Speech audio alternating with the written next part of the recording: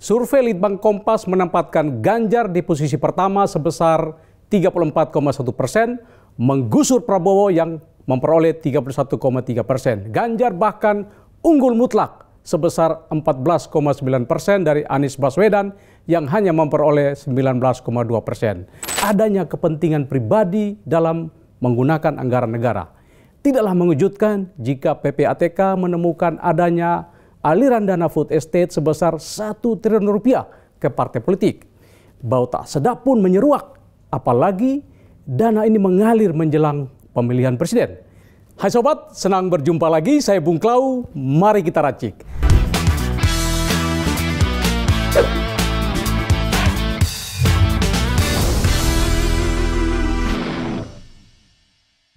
Pada beberapa racikan sebelumnya, saya selalu konsisten mengatakan hanya soal waktu saja Ganjar Pranowo menggusur Prabowo Subianto dari klasemen elektabilitas calon presiden.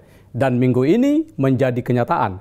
Survei Litbang Kompas menempatkan Ganjar di posisi pertama sebesar 34,1%, menggusur Prabowo yang memperoleh 31,3%. Ganjar bahkan unggul mutlak sebesar 14,9% dari Anies Baswedan yang hanya memperoleh 19,2%.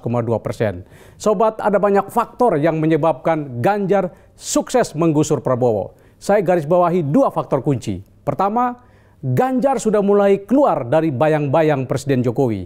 Ganjar tidak sepenuhnya mengandalkan endorsement alias pansos pada Jokowi seperti terus dilakukan Prabowo. Ganjar turun sendiri ke lapangan, berdialog dengan rakyat. Bahkan Ganjar pada sebuah kesempatan dengan sopan meminta Gibran tak perlu mendampinginya.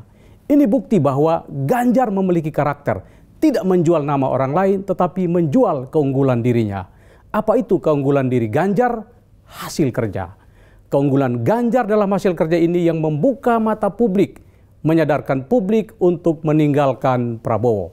Sobat, banyak sekali prestasi Ganjar selama 10 tahun memimpin Jawa Tengah. Banyak sekali penghargaan yang diterima Ganjar. Namun kali ini saya hanya mau racik satu saja, yakni prestasi kerja di sektor pangan.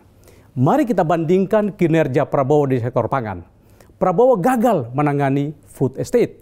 Selain pangan seperti singkong gagal produksi, hutan sekitarnya ikut rusak. Menurut Sekjen PD Perjuangan Hasto Kristianto, food estate adalah kebijakan yang bagus, namun gagal dalam pelaksanaannya. Mengapa? Salah satunya Prabowo membentuk PT Aquinas yang diisi oleh sahabat-sahabat dan kader parpol. Ini menunjukkan adanya kepentingan pribadi dalam menggunakan anggaran negara.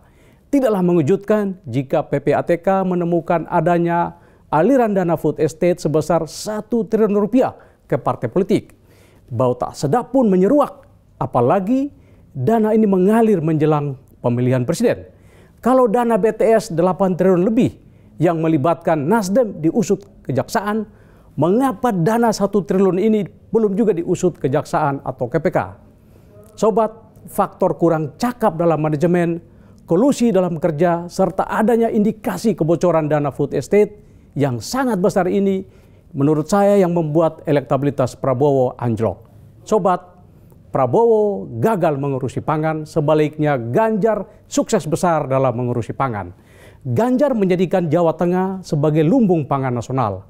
Tahun ini, Kementerian Pertanian memberi penghargaan kepada Ganjar karena sukses membawa Jawa Tengah nomor 2 dalam produksi beras dan hortikultura. Jawa Tengah juga menjadi juara dalam program Kartu Tani Terbaik tahun 2019. Mengapa terbaik? Karena Ganjar sukses membangun dan melaksanakan distribusi pupuk sesuai jumlah, waktu, mutu, dan harga, juga layanan perbankan digital kepada petani. Selain itu sobat, Kementerian Kesehatan menobatkan Ganjar sebagai gubernur terbaik program penyihatan pangan nasional pada tahun 2021. Ganjar juga menggencarkan gerakan lumbung pangan, termasuk lumbung sayur. Salah satu contoh sukses adalah lumbung sayur Pondok Makmur di Desa Pondok, Kecamatan Grogol, Kabupaten Sukoharjo. Lumbung sayur itu merupakan wujud pemanfaatan dana desa untuk menyiapkan ketahanan pangan dan pangan alternatif yang bisa ditanam para ibu di pekarangan rumahnya. Sobat, kepedulian Ganjar kepada petani sungguh luar biasa. Terbukti dengan mendirikan badan usaha milik petani, yakni PT Wijaya Kusuma Pangan Mandiri. Melalui program ini, para petani tidak hanya memperoleh keuntungan dari penjualan produk mereka, tetapi mereka juga memiliki saham perusahaan. Saat ini sudah ada 1.000 petani yang dibina. Bahkan para petani di Cilacap yang tergabung dalam badan usaha milik petani kini mendapat omset 2 miliar rupiah dengan modal hanya 200 juta rupiah. Sobat, Ganjar membuat Jawa Tengah sebagai provinsi dengan bunga KUR terendah. Di saat pemerintah pusat memberi bunga 12%, Jawa Tengah memberi hanya 7%. Dan saat ini bunga KUR turun menjadi 3%. Jawa Tengah 2 tahun berturut-turut menjadi penyalur KUR tertinggi di Indonesia. Satu lagi keberhasilan Ganjar adalah membawa Jawa Tengah menjadi provinsi terbaik dalam pengawasan pangan segar di Indonesia. Prestasi ini diberikan Badan Pangan Nasional. Sobat, belum banyak yang mengetahui keberhasilan Ganjar membangun sektor pangan. Saya yakin jika sudah diketahui masyarakat luas, suara dukungan untuk Ganjar akan melonjak. Mengapa? Pangan adalah sektor vital bagi Indonesia yang memiliki hampir 279 juta jiwa. Dan Ganjar sudah terbukti sukses membangun pangan di Jawa Tengah. Keberhasilan Ganjar membangun sektor pangan ini diperkuat oleh survei terbaru dari Litbang Kompas. Rakyat menilai Ganjar paling cakap mengatasi masalah ekonomi dan meningkatkan kesejahteraan rakyat, unggul dari Prabowo dan Anies Baswedan. Itulah sobat yang dimaksud Presiden Jokowi dengan kalimat jangan salah memilih pemimpin. Pilihlah pemimpin yang sudah teruji dalam kerja nyata dan tidak berniat memperkaya diri dan kelompok oligarkinya. Siapakah dia? Dia adalah Ganjar Pranowo. Oke sobat, terima kasih sudah menikmati racikan Klau. Jika kurang enak mohon dimaafkan. Jika enak, nantikan racikan selanjutnya.